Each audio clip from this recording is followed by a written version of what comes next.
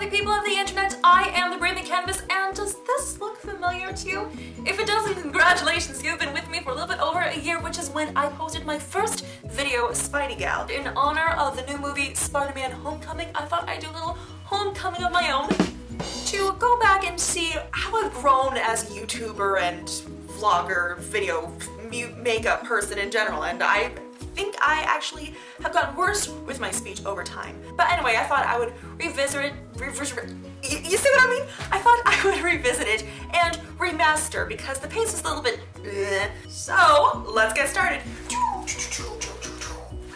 Starting with the right eye, I'm going to put some eye primer on it. Really all this is cream foundation, but you can also use concealer, whatever you have. The idea is that you want something for the powder to stick to. I'm going to be using a silver as our base. I like how I turn directly to the camera because silver is a very important keyword here, apparently. And then we're going to do a blue crease. Especially for lighter colors, I like to use some kind of primer for the eyeshadow to stick to. Oh yeah, that is really, really shown up. So I'm gonna do that on my lower lid. And I'm also going to do it on the brow bone. I finally looked up what this area above the crease below the eyebrow is. It is called the brow bone because there is a bone right there underneath your brow. I am poking myself. I'm going to stop now.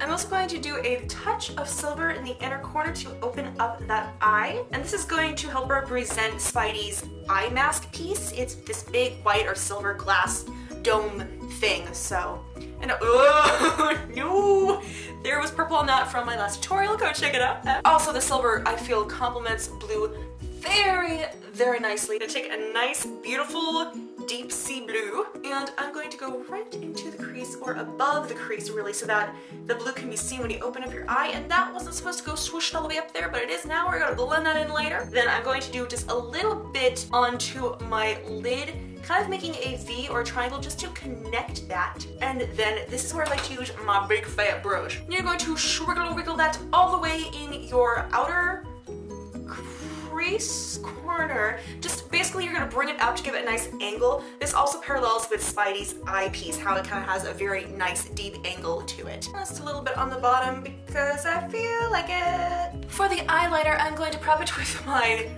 very faithful eyeliner.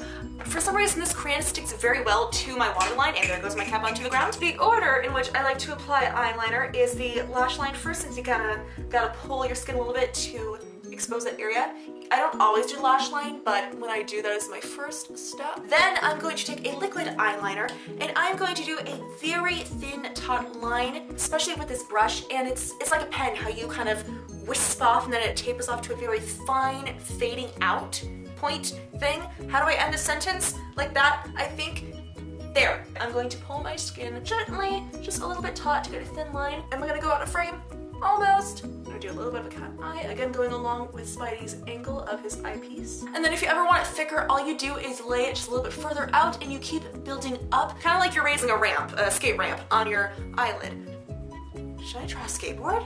And this is the very tricky part. Spidey's eye mask has this little, almost like a check mark at the very center of the inner corner of his eyepiece. I'm going to try to draw that on. It's very hard because it is going to be on the side of my nose, which kind of curves in a little bit. All right, time to get Spidified.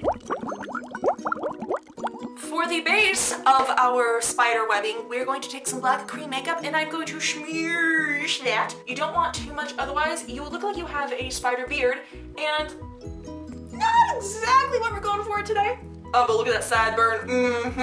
And I'm going to dab around to fade out the edges so it isn't just a block of makeup. For the other side, I'm going to smooth it from the center of my face, bring it down the angle. I'm just gonna go little bits at a time because I don't want too much. I mean, okay, I do know that I wanted covering my eye because I'm not doing the eye makeup.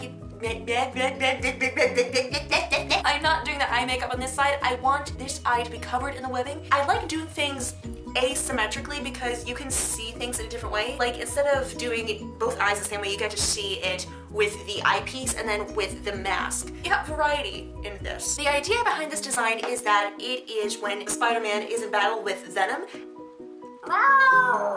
his mask gets torn off and everything. There's a few things here. It's kind of like, you see the man behind the mask. In a way, it's like the melting off or the stripping away of that false identity, so you see the core of who Spider-Man really is. But mostly it looks really, really cool. And remember, you want to fade this into your hairline so that it looks like it is actually part of your face instead of just this block of makeup that is on there. You want smooth transitions in and out. Why is my mouth to the side of my face? Really important here, you want to set in your layer with some powder. You can use talcum powder, face powder, baby powder, baking powder, any powder that you can find, just to set it in and separate the layers, because we're going to add in our red next. And now we get to do some stamping on our face. I'm going to take some mesh.